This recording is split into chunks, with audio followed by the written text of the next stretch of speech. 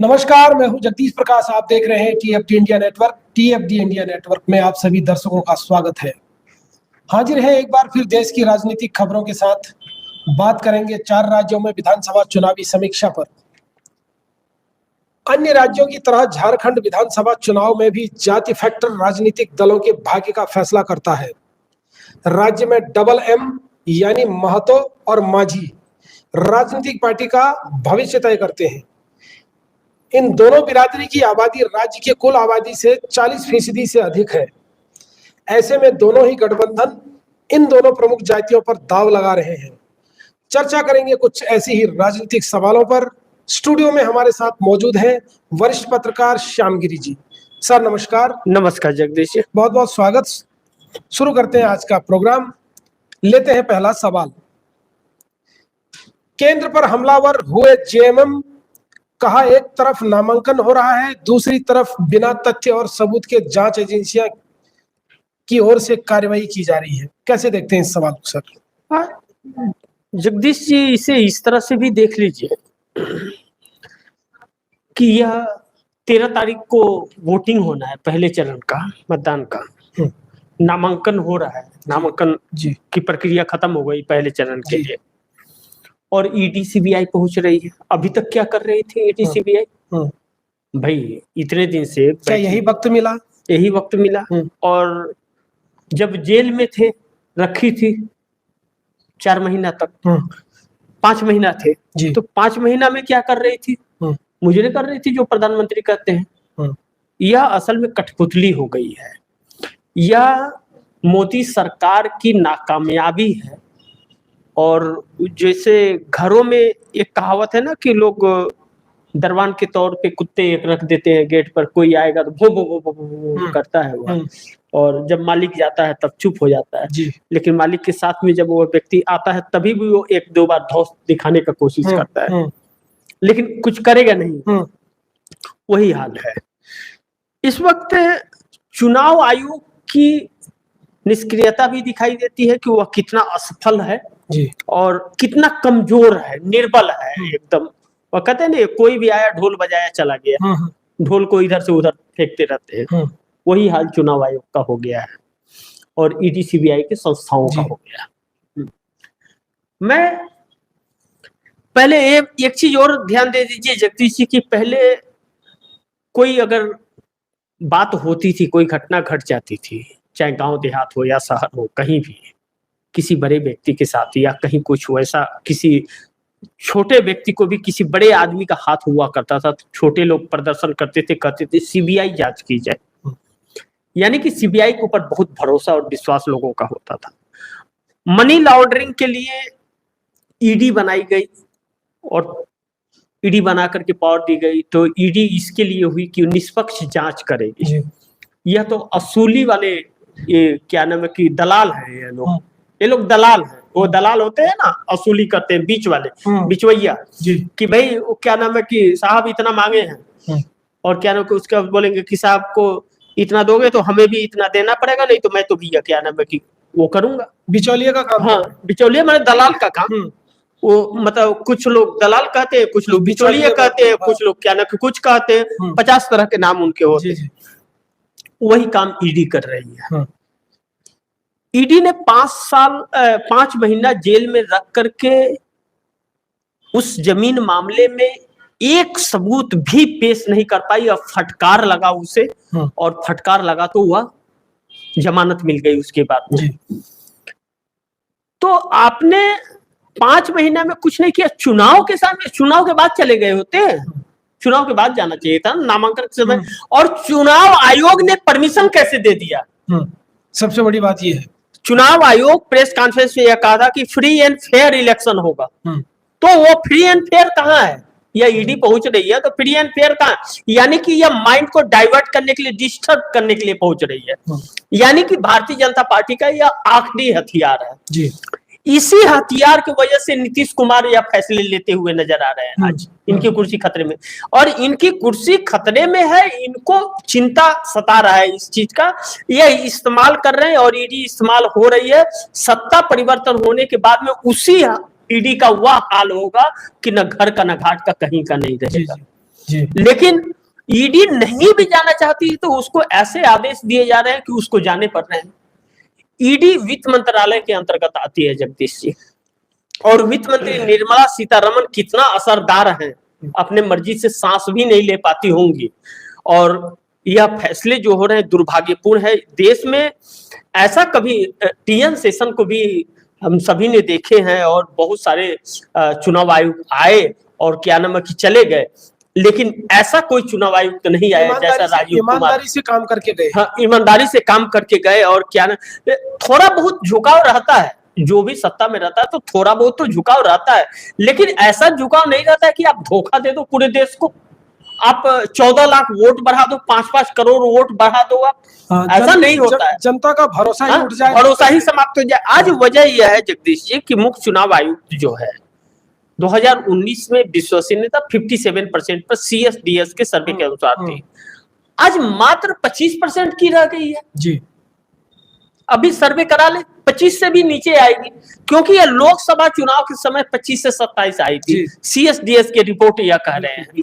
अब तो उससे भी घटिया हो गया। क्या ना, जिस तरह से विपक्ष का सुनता नहीं है, विपक्ष रिकाउंटिंग की मांग करता है तो भी नहीं कर, अरे क्यों नहीं कराओगे भाई, रिकाउंटिंग क्यों नहीं कराओगे? क्या रिकाउंटिंग का प्रावधान नहीं है चुनाव आयोग के एक्ट में? जब सब कुछ है तो आप करा क्यों नहीं रहे?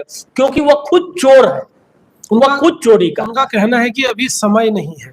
समय बहुत है जगदीश जी, समय नहीं है तो वो कर क्या रहा है, पहाड़ तोड़ रहा है क्या चुनाव? महाराष्ट्र और झारखंड चुनाव नजदीक है और वो चुनाव आयोग उनकी तैयारियों में लगा हुआ है। कुछ नहीं, तैयारी में लगा है जगदीश जी। चुनाव आयोग कैसे चोरी करे, हरियाणा वाला खेल कैसे वहां खेल करके अपने पप्पा को जीता पाए, इसकी जुगाड़ में लगा है, और वह जुगाड़ बैठ नहीं रहा है। इसकी नानी याद आ गई है चुनाव आयोग की भी, और क्या नाम है कि जो 3-5 करते हैं उनकी भी नानी याद आ गई है।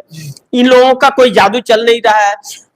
झारखंड में थोड़ी बहुत उम्मीद इनको लेकर के थी, लेकिन जिस तरह से भारतीय जनता पार्टी को छोड़ करके लोग झारखंड मुक्ति मोर्चा में शामिल हो रहे हैं, कांग्रेस में शामिल हो रहे हैं, अभी इनकी देखिएगा हर जगह इनकी सरकार गायब हो जाएगी, हर जगह सरकार गिरेगी। जहां दिल्ली की कुर्सी गई सरकारें धड़ाधड़ गिरेगी एकदम इनकी, अपने आप लोग छोड़ करके दूसरे दल में चले जाएंगे। इन्होंने जो प्रक्रिया अपनाई है, जिस प्रक्रिया के तहत लोगों को वो किया है, गुमराह किया है, वह प्रक्रिया इनकी ही, इन्हीं को भारी पड़ गई। जानते हैं ना, कहते उल्टी पड़ गई, कहते हैं ना कि चाकू खरबूज पे गिरे या खरबूज चाकू पे गिरे, कटना खरबूज को ही पड़ता है, नुकसान खरबूज का ही होगा, चक्कू का कुछ नहीं होगा। वही हाल इनका हो गया है। अब इन्होंने इतने कर्म किए हैं जो 10 सालों के अंदर, वह कर्म इनको भुगतान अब करना है। आपने बोए हैं कांटे तो गुलाब तो नहीं काटेंगे जी, कांटे ही काटने पड़ेंगे, और वह कांटे अब चुभ रहे। बिल्कुल जिस तरह जगदीश जी कर्नाटक से बातें निकल करके आई कि 8-10 विधायक इनके निकल करके जा रहे हैं, कर्नाटक में इनका वजूद समाप्त हो जाएगा। कर्नाटक में वजूद समाप्त हो जाएगा, यह नजर नहीं आएंगे कर्नाटक में कहीं, क्योंकि राजीव गांधी के बाद, राजीव गांधी के समय कांग्रेस की पूर्ण बहुमत की सत्ता वहां थी, और अब फिर 2023 में कांग्रेस की सत्ता आई है पूर्ण बहुमत की। इतने सालों के बाद जी, राजीव गांधी 92 में उनका वो हुआ था, उसके बाद में अब सत्ता आई है जी। और इसके बीच में किसी को पूर्ण बहुमत की सत्ता नहीं थी, कांग्रेस को ही मिली है। यानी कि कांग्रेस के ऊपर एक बार फिर लोगों का विश्वास होने लग गया है, और फिर लोग जुड़ने लगे हैं। अब इसमें यह देख लीजिए जगदीश जी की जो दलित हैं, या जो क्या नाम है कि आदिवासी समाज से आते हैं, ओबीसी हैं, SC ST, इनका भरोसा कांग्रेस पे आकर के रुक जा रहा है, क्योंकि कांग्रेस ही है जो सबको एक साथ लेकर के चल सकती है। नहीं तो बाकी सब तो कहते हैं कि अगर जो हिंदू बनोगे तभी आप रहोगे, नहीं तो आप रह नहीं सकते हो। मतलब इनकी बाप की बपौती है क्या किसी के, या देश या कोई राज्य धमकी दी जा रही है, और हिंदू खतरे की बात की जा रही है। मतलब यह जिस तर्ज पे यह लोग काम कर रहे हैं, यह बहुत दुर्भाग्यपूर्ण है जगदीश जी। ऐसा किसी ने सोचा नहीं था कि ऐसी सरकार भी आएगी, लेकिन इन लोगों ने आए। कोई बात नहीं, जनता जो थोड़ी बहुत भ्रम में थी, उस जनता का भ्रम भी अब टूट गया है। और वो क्या कि लालच बुरी बला होती है, ज्यादा लालच करना अच्छी नहीं होती है। 10 रुपये कमाए, 30 दिन कमाए 10 रुपया, तो 300 रुपया हो जाता है, लेकिन 50 रुपया कमाए और 4 दिन कमाए तो 100 रुपया कम रहता है, वो 200 पर ही आकर के अटक जाता है। और इन लोगों ने क्या नाम है कि 50 रुपया का सपना दिखाया लोगों को, 10 रुपया छोड़ करके लोग 50 रुपया पे गए थे, जो इसी का वजह रहा कि आज भूखमरी में हमारा देश 127 देशों के अंदर 105 नंबर पर आ गया। यह दुर्भाग्यपूर्ण है जगदीश जी कि हमारे देश का यह हाल है। और उसके बाद हमारे देश के प्रधानमंत्री कहते हैं कि हम विकसित देश बनाएंगे। अरे घंटा बनाएंगे? युवा क्या नाम है कि मनोबल टूट रहा है, हुआ आत्महत्या करने पर मजबूर हो रहे हैं, उनको रोजगार नौकरी नहीं मिल रही है और आप कह रहे हो कि विकसित बनाएंगे। क्या विकसित बनाएंगे? अरे रहेंगे क्या 2047 तक? प्रधानमंत्री नरेंद्र मोदी, क्या गारंटी है उनकी कि 2047 तक रहेंगे? हम लोग कल जीवित रहेंगे, क्या गारंटी है किसी की? तो आज समय देश भूखा मर रहा है, महंगाई से कमर टूट रही है और आप 2047 की बात कर रहे हो विकसित करेंगे। और युवा आज बेरोजगार है। हाँ, और 2047 में ये विकसित करेंगे। वो युवा बेरोजगार युवा क्या 2047 तक इनका इंतजार करेगा? जगदीश जी 2047 तक करेगा? 2047 तक ये लोग अगर रह गए, इन लोगों की सत्ता रह गई तो इस देश में एक कंकड़ भी नहीं बचेगा। दाने दाने को मोहताज लोग अपने को नोच करके खाएंगे, खाना शुरू कर देंगे। और देखिए छीना झपटी शुरू हो मैं एक चीज आंखों देखी बता देता हूँ जगदीश जी, नागालैंड में क्या हुआ, सड़क पर आपको एक कुत्ता, एक चूहा, एक बिल्ली नहीं नजर आएगी, वो मार करके उसको खा जाते हैं लोग। वह हाल पूरे देश में हो जाएगा। तो क्या नाम है कि यह देश को नर्क बना रहे हैं। इन लोगों के पास कोई विजन नहीं है, सोच नहीं है। यह लोग क्या नाम है कि जिस तरह से देश को चला रहे हैं, 205 लाख करोड़ रुपए का कर्ज इस व्यक्ति ने ले लिया और हर राज्यों को कर्ज दिला दिया, हर राज्यों को कर्ज का लालच दिला करके और कर्ज में डुबा दिया। अब देखिए जो महाराष्ट्र में एकनाथ शिंदे 8.5 लाख करोड़ रुपए का कर्ज महाराष्ट्र के ऊपर हो गया। 4 लाख करोड़ का रेवेन्यू है साल का, 8.5 लाख करोड़ ले लिया, अभी 1.5 लाख करोड़ और लेने की चर्चा चल रही है। 10 लाख करोड़ का कर्ज ले लिए, इतना कभी कर्ज नहीं होता था। अब यह पूरे हर राज्यों को कर्ज में डुबा करके यह लोग बेच दिए है, देश को कंगाल बना दिए है। क्या नाम है कि सिर्फ वोट के लिए, सिर्फ वोट के लिए। अरे भाई मैं कह रहा हूं किसी को 1500 रुपए की जरूरत नहीं है। किसी के घर में आप पूछिए, 2 ऑप्शन दीजिए कि आपको रोजगार चाहिए या 1500 रुपया महीना चाहिए। रोजगार ही मांगेंगे लोग कि हर महीने उसके पास पैसे आएंगे, 1500 रुपया भी क्यों देना? तो वह आज 1500 रुपए की लोगों को जरूरत क्यों पड़ रही है? क्योंकि बेरोजगार हो गए हैं, उन्हें जरूरत है। यह सरकार कोई एहसान नहीं करे, सरकार के कर्मों का फल यह देश क्यों चुका है, इस देश के लोग क्यों चुकाए? यह जिस तरह से यह लोग वो कर रहे हैं, क्या नाम है कि नासमझी है इन लोगों की, और देश चलाने का इन लोगों का तरीका है। लोगों को इन्हें देश नहीं चलाना है, अपना ऐसो आराम कर रहे हैं, देश को बेवकूफ बना रहे हैं। युवाओं से एक बार बेवकूफ बना करके वोट लेकर के यह सत्ता में आ गए। उसका बाद ईवीएम मशीन को भी मैनिपुलेट कर लिया इन लोगों ने, चुनाव आयोग को भी मैनिपुलेट कर लिया इन लोगों ने, प्रशासन को भी मैनिपुलेट कर लिया इन लोगों ने, ईडी सीबीआई सबको करके अब उसी ईडी सीबीआई का सबको डंडा दिखा करके चल रही है। झारखंड इसी का एक शिकार हो रहा है। जी जगदीश जी, लेते हैं अगला सवाल। मोदी करेंगे झारखंड में प्रचार, भाजपा को कितना होगा फायदा? देखिए जगदीश जी, बेड़ा गर्क ही करेंगे वह झारखंड में जाकर के। जहां तक मेरी जानकारी है कि गए हुए थे प्रधानमंत्री और 83 करोड़ रुपए का एक परियोजना लॉन्च करके आए थे झारखंड में। कल्पना सोरेन ने उनको जवाब दिया कि 83 करोड़ कोई भीख आप दे रहे हैं क्या? एहसान थोड़ी कर रहे हैं, हर सेंट्रल गवर्नमेंट हर राज्य को देती है परियोजना, एहसान नहीं कोई आप कर रहे हैं। 1,36,000 करोड़ रुपया, ये कल्पना सोरेन का बयान है कि 1,36,000 करोड़ रुपया झारखंड सरकार की कोल खदानों का पैसा केंद्र सरकार रोक करके रखी है। 1,36,000 करोड़, सोचिए एक छोटे से राज्य का 80-81 सीट का राज्य है, 1,81,000 करोड़ कुंडी मार करके जो मोदी जी बैठे हुए हैं दिल्ली में और वहां जाकर के 83 करोड़ का सपना दिखा के आ रहे हैं। वह भी 83 करोड़ वहां की सरकार को देंगे, इस चीज की गारंटी नहीं है, लेकिन जुमला ठोक आए हैं, हेडलाइन बनाए हैं, 83 करोड़ का चालू किए, लेकिन पैसा कहाँ है? बिहार को कहे थे 1.25 लाख करोड़ रुपया देंगे, आज तक 1.25 रुपया नहीं दिए हैं जी। नालंदा यूनिवर्सिटी याद होगा जगदीश जी आपको, नालंदा यूनिवर्सिटी मनमोहन सिंह सरकार ने उसके लिए फंड जारी किए थे। देश विदेश से लोग आएंगे वहां पढ़ने के लिए। बहुत एक अच्छा मतलब वो था। वह नीतीश कुमार को उसका श्रेय जाता है, इस चीज से इनकार नहीं कर सकते। नीतीश कुमार ने मनमोहन सिंह से सरकार से यह कहा था कि नालंदा यूनिवर्सिटी को बनवा दीजिए, यह उसके लिए बजट निकालिए। उसके लिए मनमोहन सिंह सरकार ने बजट पास किया था और उन्होंने कहा था आप जमीन दीजिए, बाकी बजट हम देंगे। जमीन मुहैया कराई थी नीतीश कुमार ने नालंदा यूनिवर्सिटी की, और मनमोहन सिंह सरकार ने बजट पास किया और वह बना। नरेंद्र मोदी के कार्यकाल में बन करके तैयार हुआ। अब कुछ दिन पहले जब यह प्रधानमंत्री बन गए, उसके बाद गए थे वहां जाकर के वो उद्घाटन करके आए, तो यह बहसबाजी कर रहे थे। नीतीश कुमार खड़े होकर के मंच से बोल दिए कि इस नालंदा यूनिवर्सिटी का इतिहास सबको पता होना चाहिए कि इस नालंदा यूनिवर्सिटी के लिए मैंने गुजारिश की थी मनमोहन सिंह सरकार से, और उन्होंने इसके लिए बजट दिया था, बहुत सहयोग किया यूपीए की गवर्नमेंट ने, और यूपीए गवर्नमेंट की देन है कि यह नालंदा यूनिवर्सिटी बन के आई। और मनमोहन सिंह ने कहा आप जमीन दीजिए, मैं आपके सपने पूरा करूंगा, और उन्होंने यूनिवर्सिटी को बनाई। नरेंद्र मोदी के कार्यकाल में यह तैयार हुआ है, उन्होंने कहा। लेकिन पैसे कौन दिया था? मनमोहन सिंह सरकार ने। ये जा रहे थे जनरल, इनका मुंह चोखा हो गया। स्टेज पे बैठा करके इनकी तरफ देख के आंखों में आंखें डाल करके वह बोल रहे थे यह बात।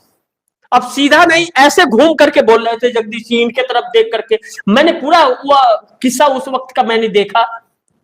तो यह चीजें हैं, यह लोग क्या नाम है कि सिर्फ इधर उधर घुमाने फिराने का कार्य करते हैं, बेवकूफ बनाने का, और कुछ इन लोगों का काम है नहीं। और क्या यह चीजें अब इनको बहुत भारी पड़ने वाली है जगदीश जी। आने वाले समय में भारतीय जनता पार्टी के नाम से भी लोगों को नफरत होने लगेगा, जिस तरह का इन लोगों का रवैया है। देखिए, कहते हैं जगदीश जी की जब किसी की सांस निकलती रहती है ना, तो वह अपने आप को बचाने के लिए हर संभव प्रयास करता है। तब इनका इस समय वक्त वही है, या तो तालाब से मछली निकाल दीजिए बाहर, देखिए कैसे फड़फड़ाती है, कूदती है, बिना पानी के, बगैर जल के वह जिंदा नहीं रह सकती। वही हाल इन लोगों का। ये लोग बाहर तालाब से निकल चुके हैं और अब फड़फड़ा रहे हैं। कब फड़फड़ाहट बंद हो जाएगी कोई नहीं जानता। जी जगदीश जी, लेते हैं अगला सवाल बिहार से। लालू नीतीश के विकल्प के रूप में जन स्वराज सही विकल्प, प्रशांत किशोर का बड़ा बयान। देखिए, प्रशांत किशोर भारतीय जनता पार्टी के प्लांटेड हैं, इससे तो इनकार नहीं किया जा सकता। एक चीज देखिए जगदीश जी, प्रशांत किशोर की सच्चाई देश के सामने आ गई। अब किस तरह से मैं बताऊं, जो व्यक्ति राजनीतिक दलों के लिए एक शेड्यूल तैयार करता था, प्लान बनाता था कि जीत कैसे होगी, वह व्यक्ति अपने लिए नहीं बना पा रहा है। सोचिए, अपने लिए नहीं बना पा रहा है। मैं हमेशा कहता हूं जगदीश जी, किसी भी चीज के लिए, किसी भी काम के लिए एक टीम होती है, तब उसकी खूबसूरती निकलती है, और एक पूरी टीम काम करती है। एक व्यक्ति चाहे कि वह सारा कुछ कर ले तो नहीं कर पाता है। प्रशांत किशोर की जो टीम थी, सुनील कानगू उसके मुख्य थे। सुनील कानगू जो अभी कांग्रेस के लिए वो बनाते हैं जी, कर्नाटक से आते थे, उनकी टीम प्रशांत किशोर के लिए काम करती थी। जब प्रशांत किशोर ज्यादा राजनीति में इंटरेस्ट लेने लगे तो वह लोग साथ छोड़ दिए कि नहीं, यह कार्य नहीं करेंगे, छोड़ दिया उन लोगों ने। सुनील कानगू ने वो खुद का मतलब अपना वो बना लिया। अब प्रशांत किशोर पार्टी तो बना ली है, वह कहते हैं कि first impression is last impression, लेकिन वह काम नहीं आया, काम नहीं आ रहा है। अब वह भारतीय जनता पार्टी के लिए माहौल तैयार कर रहे थे, और भारतीय जनता पार्टी नीतीश कुमार को कमजोर करने के लिए उनका इस्तेमाल कर रही थी।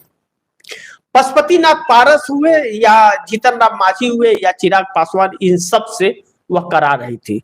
लेकिन इस वक्त बिहार का समीकरण बदल चुका है जगदीश जी। बिहार में नीतीश कुमार की 28 तारीख को बैठक होने वाली है, सांसें अटकी हुई है। नीतीश कुमार के पास ऑफर प्रधानमंत्री का है। और एक चीज जगदीश जी, प्रशांत किशोर कुछ बिगाड़ पाएंगे नीतीश कुमार का। नीतीश कुमार ने अगर मोदी का साथ 28 तारीख को छोड़ दिया, जो बहुत अहम फैसला होने वाला है, कुछ भी हो सकता है, अभी हम लोग यह नहीं बता सकते क्या होगा। अगर नीतीश कुमार ने फैसला ले लिया तो प्रशांत किशोर यहीं पे फुल स्टॉप उनका लग जाएगा। और भाजपा का वह गति होगा बिहार के अंदर कि भाजपा फिर पनप नहीं पाएगी और प्रशांत किशोर जीतन राम मांझी नहीं बता पाएंगे, और जीतन राम मांझी साथ छोड़ने वालों में सबसे आगे होंगे। अगर नीतीश कुमार ने साथ छोड़ दिया तो सबसे पहले जीतन राम मांझी होंगे। और यह कहा जा रहा है कि चिराग पासवान नीतीश कुमार से मिले हुए हैं, दोनों सहमति से यह बैठक हो रही है। और चंद्रबाबू नायडू का कहा जा रहा है कि 3 बार चंद्रबाबू नायडू से राहुल गांधी की बात हुई है, ऐसी बातें निकल रही है। 3 बार वह आए दिल्ली और तीनों बार रेवंत रेड्डी को साथ लेकर के दिल्ली आए हैं और रेवंत रेड्डी के थ्रू राहुल गांधी से 3 बार मुलाकात हुई। कहा जा रहा है कि सारी बातें कंप्लीट हो चली हैं। अब नीतीश की यह बैठक ही आखिरी पायदान है, यानी कि महाराष्ट्र चुनाव, झारखंड के पहले चरण के चुनाव के पहले मोदी की सरकार गिराने की कवायद शुरू हो चली है। और अगर नीतीश कुमार इस वक्त अगर पीछे हटे तो नीतीश कुमार की पार्टी समाप्त हो जाएगी, जो नीतीश कुमार कभी भी नहीं चाहेंगे। जी जगदीश जी, लेते हैं अगला सवाल उत्तर प्रदेश से।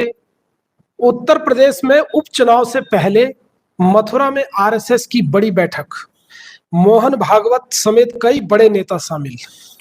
देखिए कैसे देखते हैं सर? जगदीश जी, आप इस चीज को देख लीजिए कि मथुरा में मोहन भागवत गए हुए थे वहां गोरखपुर, गोरखनाथ से 14 किलोमीटर की दूरी पे हुआ थे, 12-14 किलोमीटर की दूरी पे।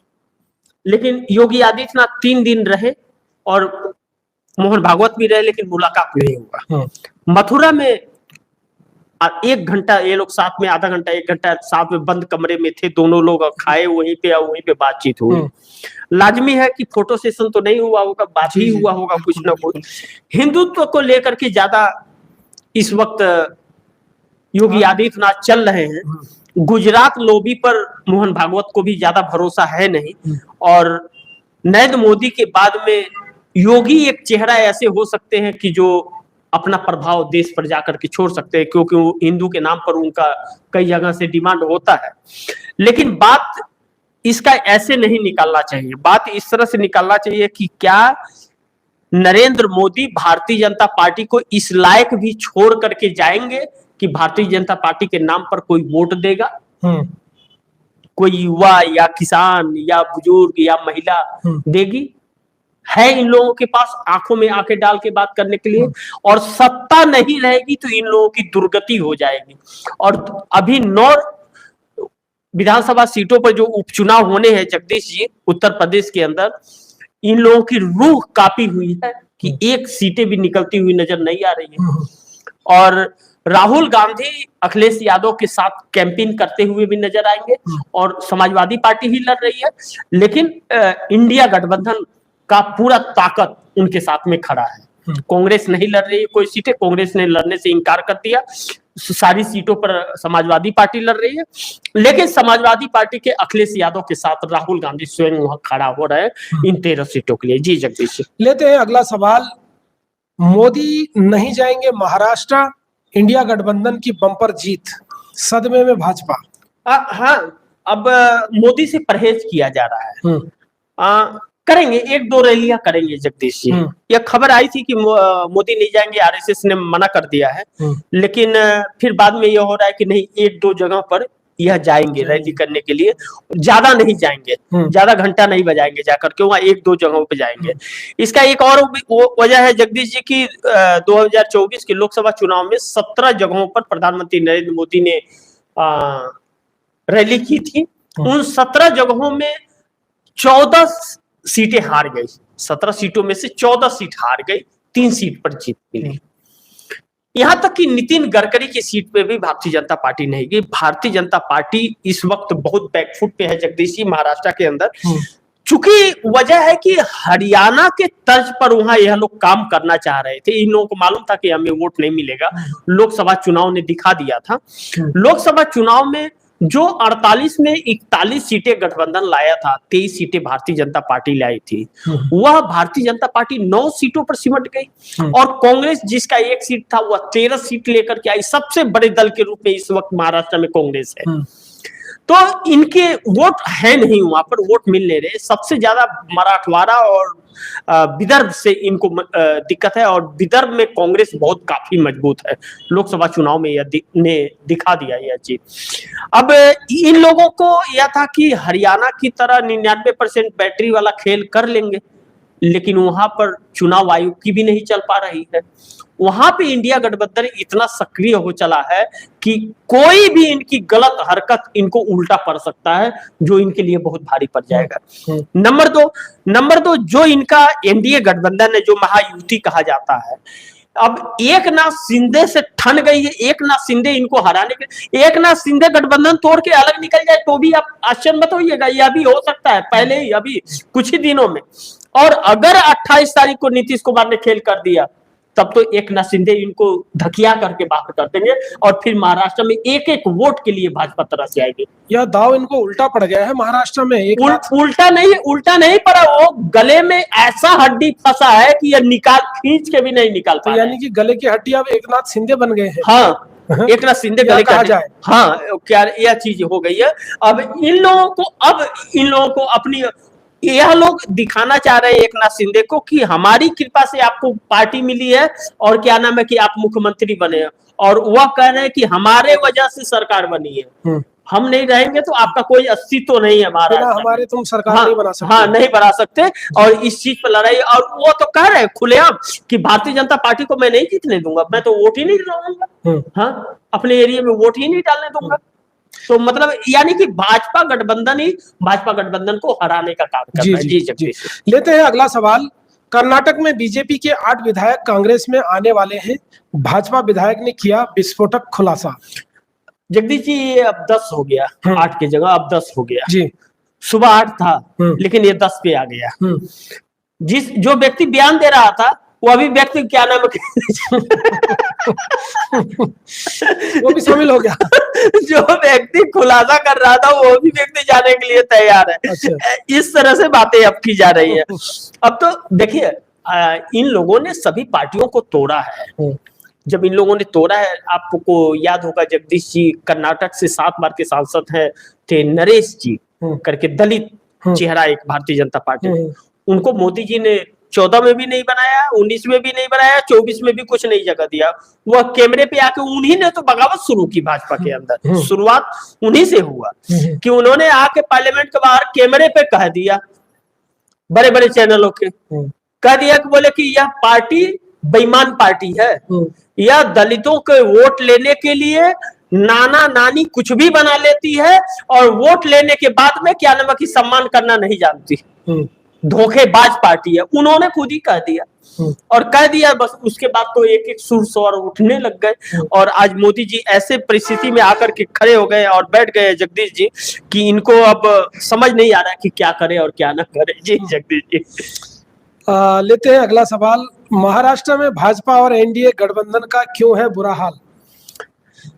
जगदीश जी देखिए, इस वक्त महाराष्ट्र का जो सिचुएशन है, मैंने अभी आपको बताया कि महाराष्ट्र में इनकी आपस की लड़ाई इनको नुकसान काफी पहुंचा रही है। महाराष्ट्र में चुनाव से पहले भी इंडिया गठबंधन को एज था, महाविकास आघाड़ी को, और आज भी महाविकास आघाड़ी को एज है। और महाविकास आघाड़ी यानी कि इंडिया गठबंधन कहीं थोड़ा कमजोर भी हो रहा था, तो यह लोग मजबूत कर दे रहे हैं उसको आपस में लड़ करके।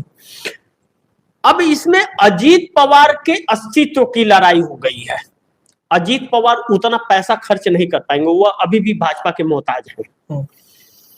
एकनाथ शिंदे के पास अथाह पैसा है, वह एक एक अपने प्रत्याशी को 50-50 करोड़ देने को तैयार है।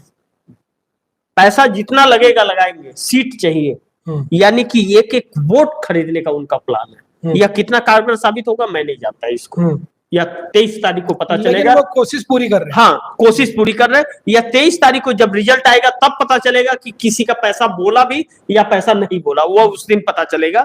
लेकिन यह चीज तय है जगदीश जी कि महाराष्ट्र ने इस बार भाजपा को नानी याद दिला दिया है, और जो 40,000 बैठकें आरएसएस करने वाला था, उसकी क्या नाम है कि अक्ल ठिकाने आ गई है कि हरियाणा का यह लोग जादू 99% बैटरी वाला ईवीएम नहीं कर पा रहे हैं, इसीलिए राष्ट्रपति शासन लगाने के लिए कार्रवाई चालू है, काम चालू है उस पर, और चुनाव आयोग उसमें अहम भूमिका निभाएगा। जी जगदीश, बहुत बहुत धन्यवाद सर, हमारे दर्शकों तक विस्तार से चुनावी विश्लेषण देने के लिए। हमारे दर्शकों से हमारा निवेदन है कि हमारे द्वारा दिए गए सभी जवाबों से आप संतुष्ट हैं तो अपने कमेंट बॉक्स में जरूर हमें लिखें और चैनल को सब्सक्राइब करें। जल्द हाजिर होंगे ऐसी कुछ और राजनीतिक खबरों के साथ। हमें दे दीजिए इजाजत। देखते रहिए TFT इंडिया नेटवर्क। बहुत बहुत धन्यवाद।